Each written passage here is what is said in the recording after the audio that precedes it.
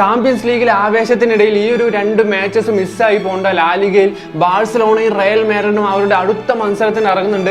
ഇപ്പൊ ലാലിഗയിലെ point table നമുക്കറിയാം, 27 മത്സരങ്ങൾ കഴിഞ്ഞപ്പം 67 പോയിന്റുമായിട്ട് ബാഴ്സലോണ ഒന്നാം സ്ഥാനത്താണ്. 63 പോയിന്റുമായിട്ട് റയൽ മാഡ്രിഡ് രണ്ടാം സ്ഥാനത്ത്. സോ സ്റ്റിൽ അവിടെ ഒരു ടൈറ്റിൽ കോമ്പറ്റീഷൻ നടന്നുകൊണ്ടിരിക്കുകയാണ്. ബാഴ്സയുടെ അടുത്ത മാച്ച് വരാൻ പോകുന്നത് ഞായറാഴ്ച രാത്രി 8:45 സെവിയ്യയുമായിട്ടാണ്. സോ ഈ ഒരു മാച്ച് ഒരു കാരണവശാലും നിങ്ങൾ മിസ്സാക്കേണ്ട. കാരണം ബാഴ്സ ടീമിന് ആ ഒരു ചാമ്പ്യൻസ് ലീഗിലെ സെക്കൻഡ് ലെഗിന് മുന്നോടിയായിട്ടുള്ള ആ ഒരു മാച്ച് പോയിന്റ് ടേബിളിൽ ഒന്നാം സ്ഥാനം നിലനിർത്തുക എന്ന ലക്ഷ്യത്തോടെ വിജയത്തിൽ കുറഞ്ഞതൊന്നും പ്രതീക്ഷിക്കാതെ ആയിരിക്കും ബാഴ്സലോണ ഇറങ്ങാൻ പോകുന്നത്.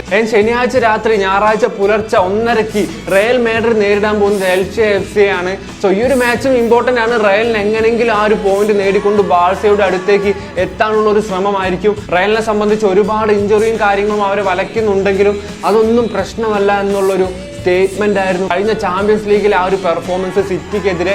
സോ അതേ കോൺഫിഡൻസിൽ അതേ ഊർജ്ജത്തോടെ ലാലിഗയിൽ ഈ ഒരു മാച്ചിലും ഇറങ്ങാനായിരിക്കും റയലിന്റെ തീരുമാനം.